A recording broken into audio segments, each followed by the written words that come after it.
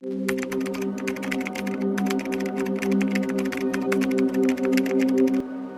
कलयुग ने अपना सबसे घना अंधकार धरती पर बिखेरा, तब न केवल मनुष्य बल्कि स्वयं देवता भी कांप उठे। लोभ, हिंसा और अधर्म ने जब चारों ओर शासन करना शुरू किया, तो पृथ्वी माता स्वयं भी पीड़ा से कांप उठी।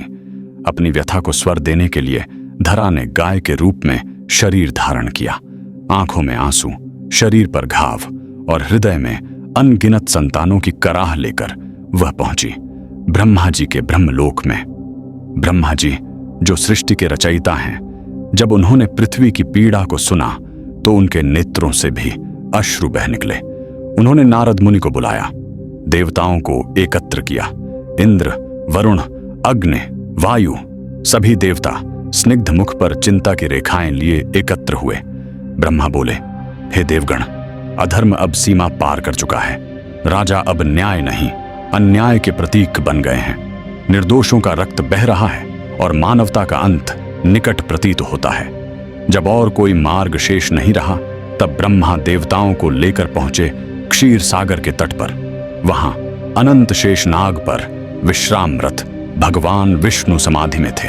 चंद्रमा की रजत रश्मियां उनके मुखमंडल को आलोकित कर रही थीं। देवताओं ने हाथ जोड़कर कंपित स्वरों में विनती की। देवगण बोले, हे नारायण, हे पालनकर्ता, पृथ्वी पर अंधकार छा गया है, अधर्म बढ़ता जा रहा है।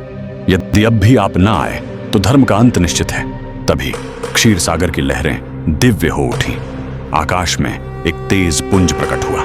विष्णु जी अपने चार भुजाओं सहित कमल नयन, शांत तेज से युक्त देवताओं के सामने प्रकट हुए। उनकी उपस्थिति मात्र से ब्रह्मांड थम सा गया। हर देवता ने शीश नवाया।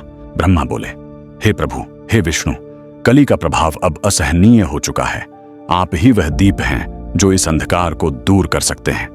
इंद्र बोले, राजा अब न्याय नहीं, सत्ता के भूखे हो गए हैं। मनुष्य केवल स्वार्थ देखता है। सत्य, दया और भक्ति सब लुप्त हो गए हैं। नारद मुनि बोले, भगवान, अगर आप नहीं आए तो धर्म का अस्त होगा और अधर्म राज्य करेगा। विष्णु बोले, हे देवगण, भय मत करो। जब जब पृथ्वी पर धर्म की हानि और अधर्म की वृद्धि होती है, तब तब मैं अवतार लेता हूं। कलयुग के अंत में मैं स्वयं कल्कि के रूप में धरती पर अवतरण करूंगा।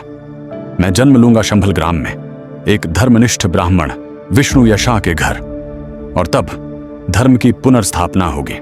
विष्णु का वचन सुनकर देवताओं की आंखों में चमक लौट आई।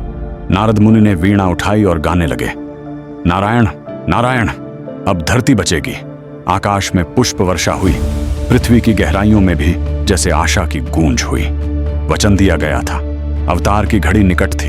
अब धरती पर परिवर्तन की लहर दौड़ने वाली थी, पर उससे पहले कली को अपना राज्य और भी गहरा करना था।